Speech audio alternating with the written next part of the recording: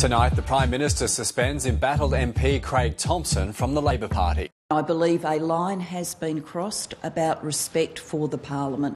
We both have reached that decision, maybe for different reasons. Something changed, obviously, with both matters being on foot. So what changed? I'll just describe to you, something changed with both matters being on foot. So we've got to get both right. As one senior Labor figure told me this afternoon, something's been building for months, something with two words, and the first word is cluster. I want to know, who's the senior Labor figure and what is the second word, Tanya? I think the second word is cluster munitions, and I'm not sure who the senior figure is. Craig Thomson isn't the only casualty in Julia Gillard's clean-up. I have spoken to Mr Slipper this morning. Dumping Thomson and sidelining Slipper seemed like a stroke of genius, but today it's backfired. And I pray that you all the fullness of God. The drumbeat for a change of Prime Minister has started again. Labor's primary votes dropped to 27%, while the coalition's risen to its highest level in more than a decade. It's just another day as far as I'm concerned. It's just another day. Obviously the government is in dire straits and today's polling is breathtaking. It is so bad. A complete collapse of public confidence in Julia Gillard's government. There is nothing wrong with Australia that a change of government won't help to fix. I can assure you there's no one on the phones, no one suggesting that they should be the alternative leader. It's chatter, by the way. I've heard none of it. Well, I'm not hearing any such thing. She's tough as nails, she's a good leader. Don't step down, it's bad policy unless you've got a good deputy. I think she's an outstanding leader. I will be leading the Labor Party to the next election. This is a Prime Minister who just doesn't get it.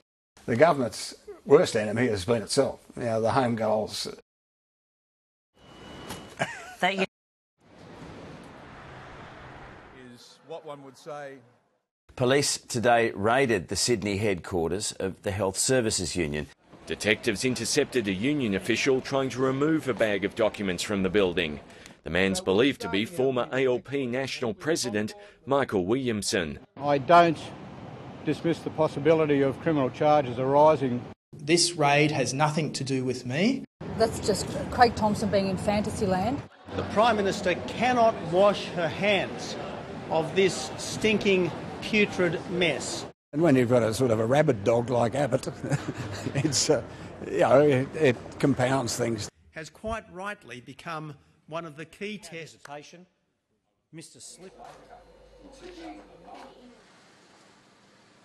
The controversy over Peter Slipper and his cab charge documents has taken another turn, with the Speaker now the subject of an Australian Federal Police investigation.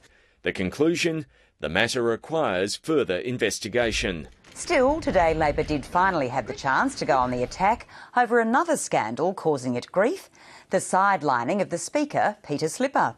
It's emerged an opposition frontbencher met Mr Slipper's accuser 1 month before his allegations were published. I had no specific knowledge of these allegations and I don't know anybody in the coalition who did. And to the best of my knowledge, no one in the coalition had specific knowledge of this. Obviously Mr Abbott and Mr Pyne have gotten together to use the term specific knowledge to cover up the fact that obviously they had some knowledge. Mr Pyne later sought and got Mr Ashby's phone number. There's a cover-up going on. There's no doubt that there is a cover-up going on. Show the evidence. This sounds to me like more desperate spin from a desperate government.